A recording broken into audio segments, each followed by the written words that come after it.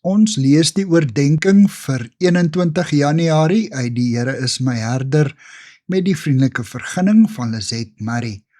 Die opskrif by vandag se oordenking is In die Abba-vel van u genade. Die teksvers kom uit Psalm 27 vers 3. Al word 'n laar teen my opgeslaan, my hart sal nie vrees nie. Al staan 'n oorlog teen my op, nogtans vertrou ek.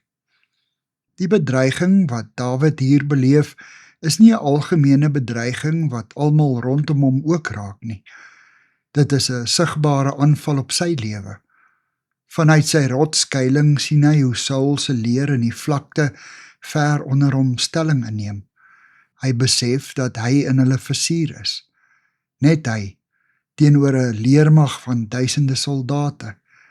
En tog getuig hy, my hart sal nie vrees nie. Die aanstormende soldate met hulle oorverdowende oorlogskrete kry dit nie reg om sy vrede en binnestilte te vernietig nie. Waarom nie? Omdat die Here vir Dawid 'n bekende, geliefde vriend is, aan wie hy sy lewe sonder huiwering toevertrou. Soms word daar persoonlike aanvalle op ons geloods. 'n Persoon by die werk intimideer ons. 'n Werkgewer kom ons te na. Daar word vals aantuigings teen ons gemaak en ons integriteit word in twyfel getrek. Die aanvalswapens is op ons gerig. Slegs 'n persoon wat ten volle aan God oorgegee is, kan in sulke omstandighede sê, nogtans vertrou ek.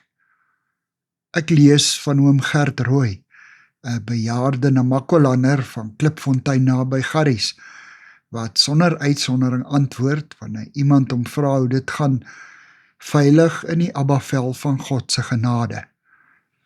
In die Abba-vel op God se rug, waar ons sy asemhaling kan hoor en sy warmte kan voel, is ons geborge. Hy sien alles in die pad daarvoor. Hy neem die verantwoordelikheid dat ons veilig by ons bestemming sal uitkom. Here Jesus, dankie dat ek veilig in u Abba-vel is. Amen. Dankie vir die saamkuier. Ek deel Lizet se kontakbesonderhede in die inligtingsparagraaf van die kanaal. Daar is ook skakels na voorlesings van Lizet se ander publikasies wat hier beskikbaar is.